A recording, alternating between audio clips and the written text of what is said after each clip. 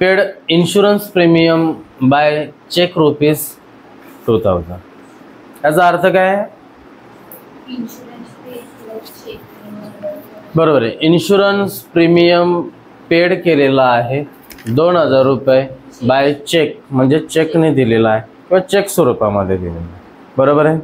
Insurance premium paid केलेला आहे. Insurance premium माहिती आहे ना तुम्हाला? इन्शुरन्स असेल त्याचा प्रीमियम, हां, विमा हप्ता. बरोबर आहे. विमा हप्ता पेड केलेला आहे. किती? ₹2000. कसा पेड केला आहे? चेकमध्ये. कसा? चेकमध्ये. बरोबर आहे. ओके, मला सांगा याच्यामधून कोणते लेजर बाहेर निघतील? बरोबर आहे. काय?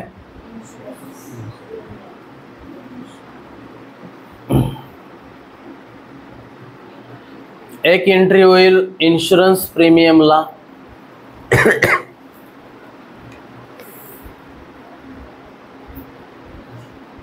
बघा, पेड इन्शुरन्स प्रीमियम पेड केलेला आहे बाय चेक ₹2000.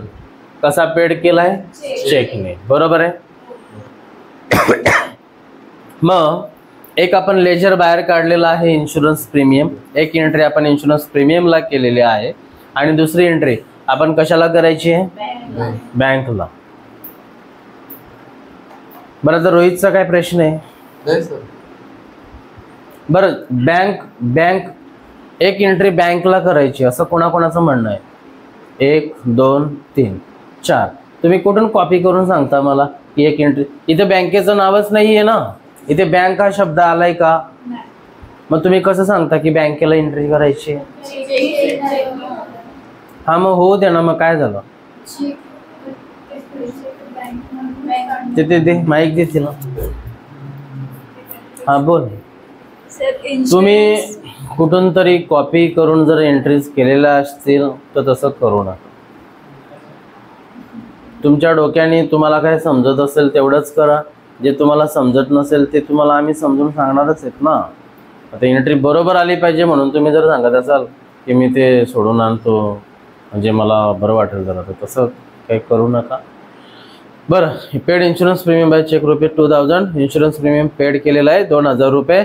एक एंट्री आपण केली इन्शुरन्स प्रीमियमला आणि दुसरी तुमचं म्हणणं आहे की बँकेला करायची.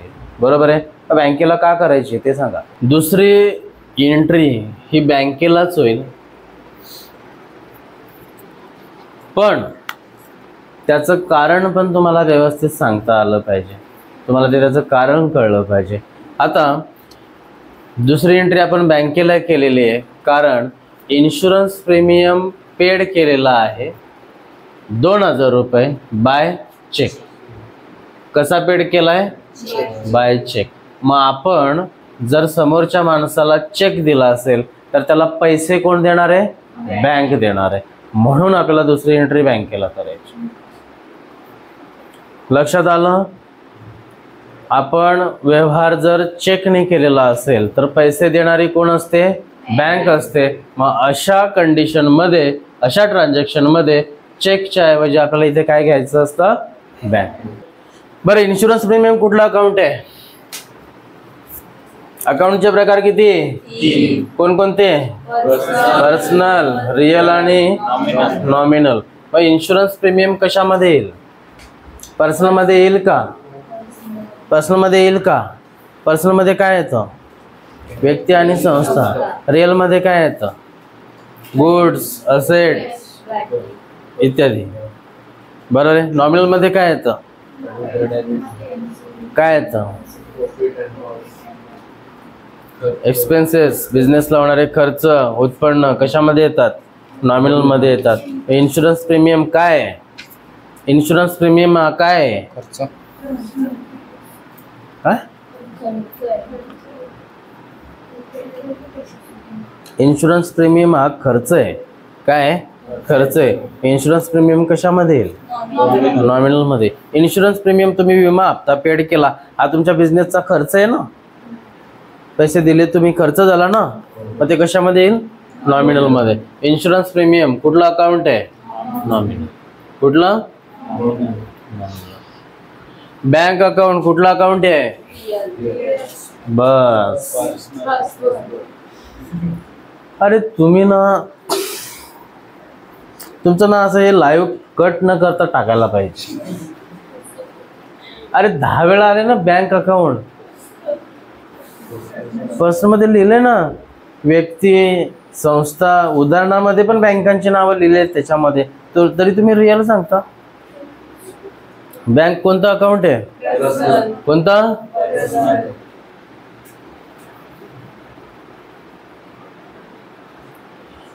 नॉमिनलच्या नियमानुसार इन्शुरन्स प्रीमियमला काय द्यावं लागेल? डेबिट. का? नॉमिनलचा रूल काय रूल? अरे तुमचे नियमच पाठ नाही. कसं काय तुमच्यासोबत लेक्चर घ्यायचं रे? डेबिट ऑल एक्सपेंसेस और लॉसेस, क्रेडिट ऑल. नॉमिनल अकाउंटचे 2 रूल सांग रोहित. नॉमिनल अकाउंटचे 2 रूल: डेबिट ऑल एक्सपेंसेस और losses, credit all income end gains. All expenses और लॉसेस. ए हात नीट ठेव रे, नीट बस. ऑल एक्सपेंसेस और लॉसेस. जर खर्च असेल किंवा लॉस असेल तर त्याला डेबिट द्या. ऑल इन्कम्स अँड गेन्स, उत्पन्न असेल, नफा असेल तर क्रेडिट द्या. ऑल एक्सपेन्सेस और लॉसेस, खर्च असेल तर काय द्यायचं आहे? डेबिट. मला सांगा इन्शुरन्स प्रीमियम हा एक काय खर्च आहे की उत्पन्न आहे? खर्च आहे. इन्शुरन्स प्रीमियम काय? खर्च आहे. मग नॉमिनलचा नियम काय म्हणतो? ऑल एक्सपेन्सेस और लॉसेस. जर खर्च असेल, खर्च असतील, सगळ्या खर्चांना काय द्यायचा? डेबिट. काय द्यायचा? डेबिट. मग इथे इन्शुरन्स प्रीमियमला काय येईल? डेबिट. काय येईल? डेबिट. आणि म्हणून आपण इथे लिहूया इन्शुरन्स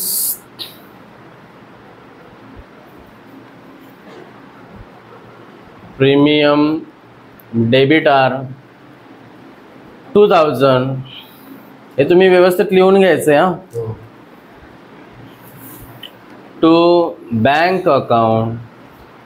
तुम्ही एक गोष्ट लक्षात ठेवा, तुमचे जर रूल्स पाठ नसतील आणि तुम्हाला असं वाटत असेल की आम्ही काहीही करणार नाही, आम्ही नियम पाठ करणार नाही, कशामध्ये काय मोडतं ते आम्ही पाहणार नाही, डेटर्स म्हणजे कोण ते आम्ही पाहणार नाही, क्रेडिटर्स म्हणजे कोण ते आम्ही पाहणार नाही, आणि आम्हाला आपोआप सगळं आलं पाहिजे, येणार नाही.